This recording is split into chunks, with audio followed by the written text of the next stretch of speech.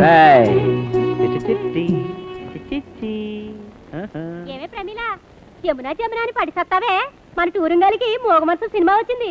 అందులో మన నాగేశ్వరరావు జముని మా భలేగా ఆట పట్టించాడని ఊరు వాడ అంతా తెగ చెప్పుకుంటున్నారు. నేను నా మొగుడు వెళ్తున్నాం, మీరు వస్తారా?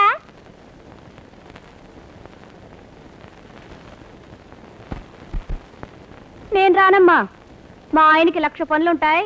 పెళ్ళాన్ని సినిమాకి తీసుకెళ్ళడానికి ఆయనకి తీరిక ఎక్కడుంది? ఆరికి తీరిక లేకపోతాయా? నువ్వురా, మన ముగ్గురం కలిసిపోదామే.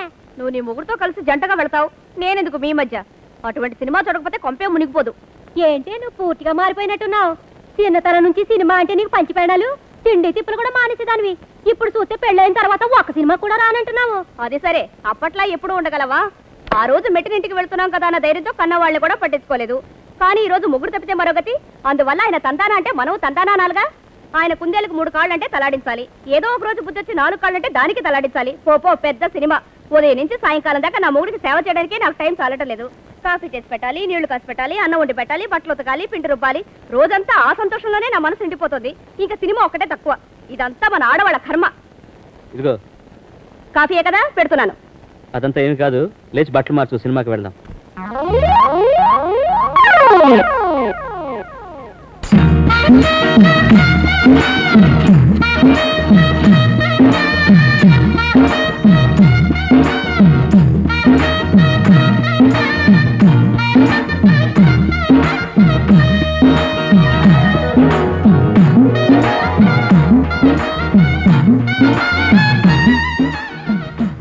ఏమండి, త్వరగా రండి, టైం అయింది కదా. ఏ పార్వతి, నేను నా మొగుడు బాబు సినిమాకి వెళ్తున్నాం.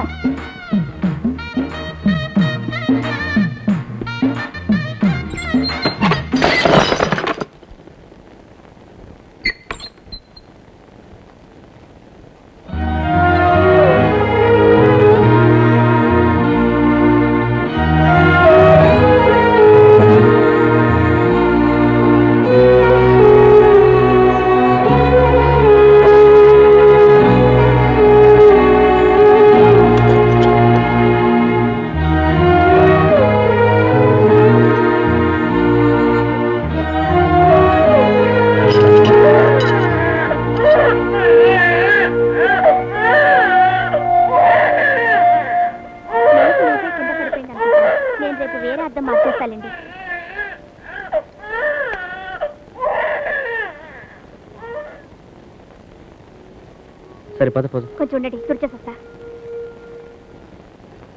రంగమ్మా, నేను మా ఆయన సినిమాకి వెళ్తున్నాం. ఇదిగో నేను చెప్పేది.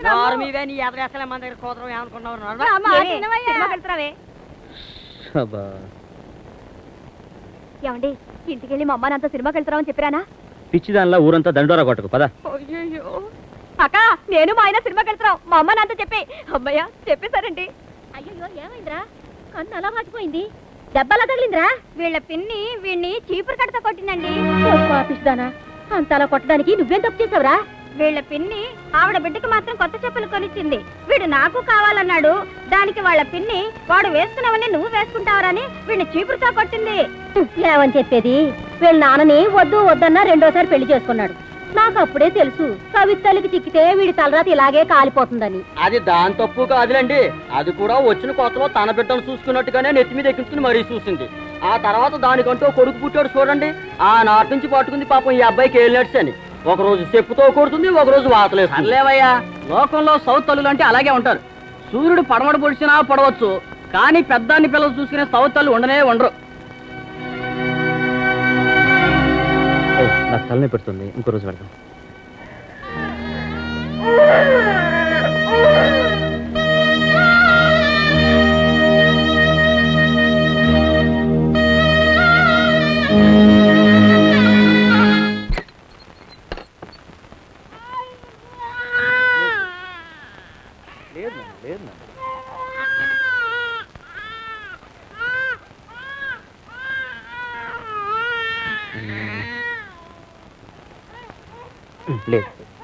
లేదురా, లేదు నాన్న, లేదురా. ఏమిటా డబ్బు తప్పుడు? కావాలని వేయలేదు బాబు, ఏదో తెలియక చేజారిపోయింది. రాను రాను ఇంట్లో నేనేం చేసినా తప్పుగానే ఉంది. ఇలా ప్రతి క్షణం చచ్చి బ్రతికే కంటే ఒకేసారి చస్తే నాకు పీడ విరగడవుతుంది, మిగతా వాళ్ళకి తృప్తిగా ఉంటుంది. ఇదిగో ఏదైనా చెప్పాలనుకుంటే సూటిగా చెప్పు. ఈ దొంగ తిరుగుడు మాటలు నా దగ్గర కుదరవు.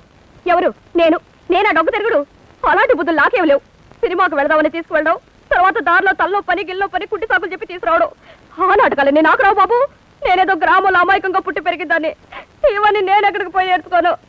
తలనొప్పిగా ఉండి సినిమాకి వెళ్ళలేదు, ఇది ఓ పెద్ద లోటు అయిపోయిందా నీకు? అవునవును, ఇంతవరకు నువ్వెంతో సుఖపెట్టావు, ఇది ఒకటే లోటని ఏడుస్తున్నాను. పెళ్ళైన రోజు దగ్గర నుంచి చీర కావాలని అడిగానా, లేక పువ్వులు కావాలని అడిగానా? ఉప్పు కారం కూడా ముట్టుకోకుండా నీతోనే కాపురం చేస్తున్నాను. ఏదో ఇదైనా దక్కని అని ఎంతో సంతోషంగా బయలుదేరాను, అది కూడా నోచుకోకుండా.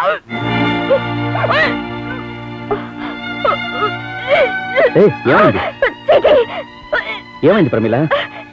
నీకే చేతి. సరే ఇప్పుడే వస్తా ఉండు.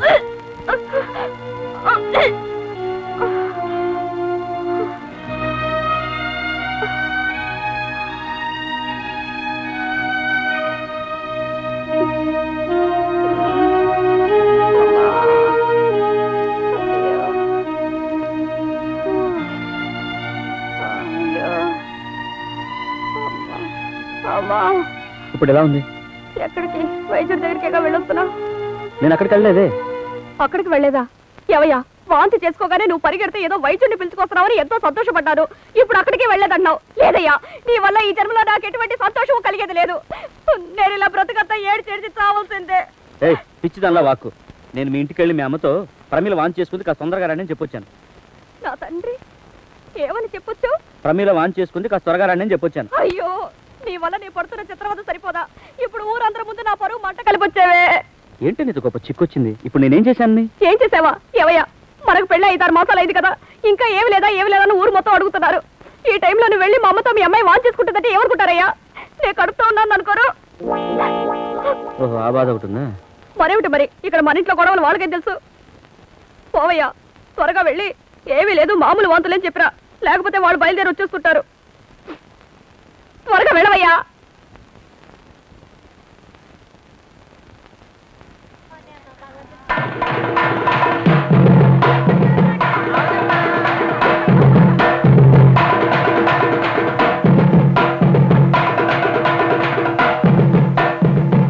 చెప్పేవా?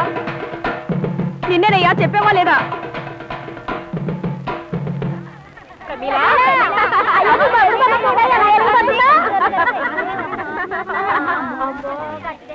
బాబు బాబు మాస్టారు, మంచి రోజు, ఈ రోజు మంచి వార్త చెప్పారు. ప్రమీల, ఇప్పుడు నాకెంత సంతోషంగా ఉందో తెలుసమ్మా. ఉండదా మరి? ఎన్నాళ్ళు దీని గురించి మన ఊళ్ళో ఎంతలేసి మాట్లాడుకున్నారు. అదేనా మరి మగరాయిల్లా తిరిగేది? దానికి ఎక్కడ కడుపు వస్తుందిలే అని ఊరు వాడ అనుకోవడం నా చెవులారా విన్నాను. అది కూడా పర్వాలేదు, ఏదో అబద్ధం సాధించి చెప్పి బిడ్డను దాటిందని, ఇక దానికి ఎక్కడ బిడ్డలు పుడతారని ఆ పొల్లయ్య పళ్ళం ఊరంతా టంకేసింది.